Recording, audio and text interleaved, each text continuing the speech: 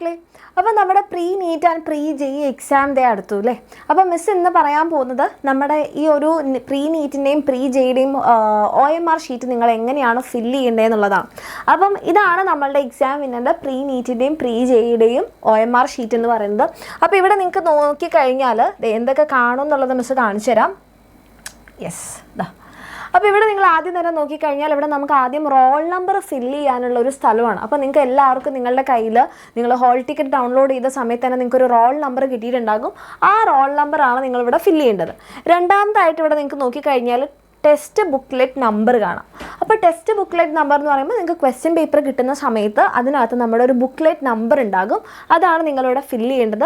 And അതേപോലെ തന്നെ ആ ഒരു ബുക്ക്ലെറ്റിന് നിങ്ങൾക്കൊരു കോഡ് ഉണ്ടാകും. അത് അതിൻ്റെ മുകളിൽ തന്നെ ഉണ്ടാവും. ഒന്നുകിൽ A ആയിരിക്കാം, B ആയിരിക്കാം, C ആയിരിക്കാം, D ആയിരിക്കാം.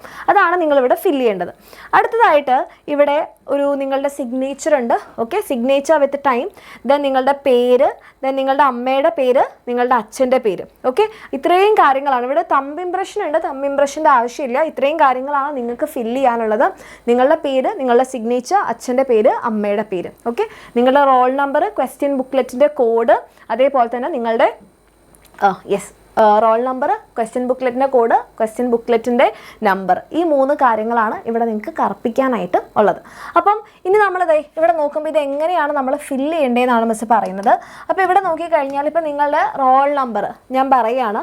അപ്പോൾ എൻ്റെ ഒരു റോൾ നമ്പർ ഇപ്പോൾ മിസ് പറയുകയാണ്, മിസ്സിൻ്റെ റോൾ നമ്പർ 1 2 3 4 5 6 7 8 9 0 ആണെന്ന് കരുതാം. അപ്പോൾ നിങ്ങളിത് എങ്ങനെയാണ് ഫില്ല് ചെയ്യേണ്ടത്? 1 ആണ്. അപ്പോൾ ഞാനിത് 1 ബബിൾ ചെയ്യുന്നു. ഓക്കെ, 2 ആണെങ്കിൽ ഞാൻ 2ന് നേരെ ബബിൾ ചെയ്യുന്നു. റെഡി. ഇനി 3 ആണെന്നുണ്ടെങ്കിലോ 3 റെഡി, 3ന് ഞാൻ ബബിൾ ചെയ്യുന്നു.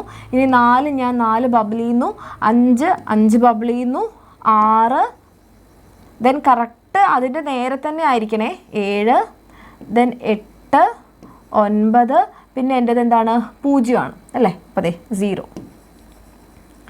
ഇങ്ങനെയാണ് നിങ്ങൾ ബബിൾ ചെയ്യേണ്ടത്. അപ്പോൾ നിങ്ങളുടെ നമ്പർ എന്താണോ അതിന് നേരെ തന്നെ ഓരോ കോളത്തിലും നിങ്ങൾ ബബിൾ ചെയ്യുക. അടുത്തതായിട്ട് നമുക്ക് നോക്കുകയാണെങ്കിൽ ടെസ്റ്റ് ബുക്ക്ലെറ്റ് നമ്പർ. ഇപ്പോൾ ടെസ്റ്റ് ബുക്ക്ലെറ്റ് നമ്പർ ഞാൻ പറയുകയാണ് 5 6 7 8 9 0 0. ഇതാണ് എൻ്റെ ടെസ്റ്റ് ബുക്ക്ലെറ്റ് നമ്പർ എന്ന് കരുതാം. അങ്ങനെയാണെങ്കിൽ ഞാൻ ആദ്യം 5 ബബിൾ ചെയ്യുന്നു. അടുത്തതായിട്ട് 6 ബബിൾ ചെയ്യുന്നു. പിന്നെ ഞാൻ 7 ബബിൾ ചെയ്യുന്നു, 8 ബബിൾ ചെയ്യുന്നു, 9 ബബിൾ ചെയ്യുന്നു. ദെൻ എൻ്റെ അടുത്തത് 0 0. അപ്പം അത് 2 ബബിൾ ചെയ്യുന്നു.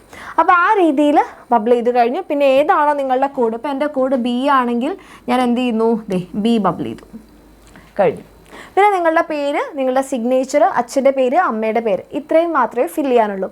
അടുത്തതായിട്ട് നിങ്ങൾ ശ്രദ്ധിക്കേണ്ട ഒരു കാര്യം, നമ്മളുടെ ക്വസ്റ്റ്യൻ പേപ്പറിൽ നിങ്ങൾക്ക് ഫിസിക്സ് ഉണ്ടാകും, കെമിസ്ട്രി ഉണ്ടാകും, ബയോളജിയിൽ ആദ്യം ബോട്ടണി പിന്നെ സുവോളജിയാണ്. ഇത് രണ്ടും ഓർഡർ മാറിപ്പോരുത്.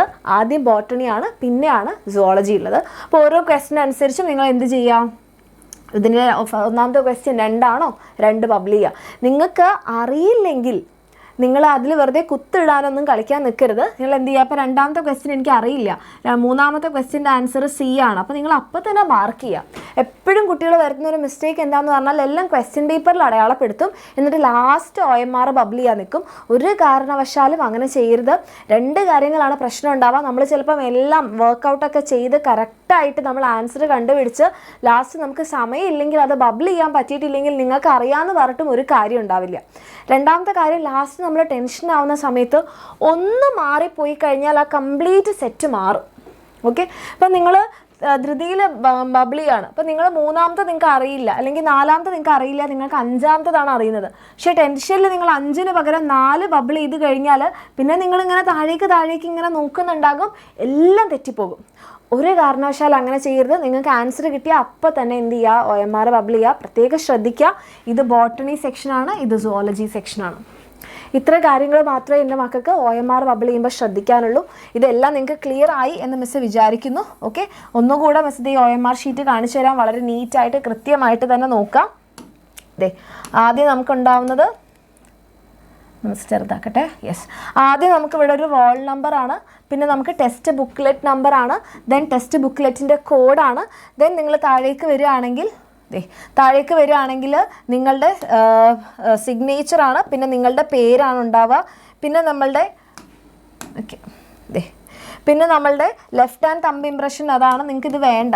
തമ്പ് ഇംപ്രഷൻ നമുക്കത് എക്സാം ഹാളിൽ ചോദിക്കില്ല. പിന്നെ നിങ്ങളുടെ അമ്മയുടെ പേര്, അച്ഛൻ്റെ പേര്, ഇത് ഇൻവിജിലേറ്ററിൻ്റെ കോളമാണ്. ഇൻവിജിലേറ്ററാണ് ഇവിടെ എന്ത് ചെയ്യേണ്ടത്, സൈൻ ചെയ്യേണ്ടത്. ഇത് നിങ്ങളൊന്നും ചെയ്യേണ്ട.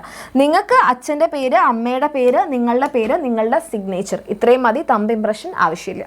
ഇത്രയും കാര്യങ്ങളാണ് OMR ഷീറ്റ് ഫില്ല് ചെയ്യുമ്പോൾ ശ്രദ്ധിക്കേണ്ടത്. And physics, chemistry, botany, zoology. Section A ഇവിടെ ഉണ്ട്, സെക്ഷൻ B താഴെയുണ്ട്.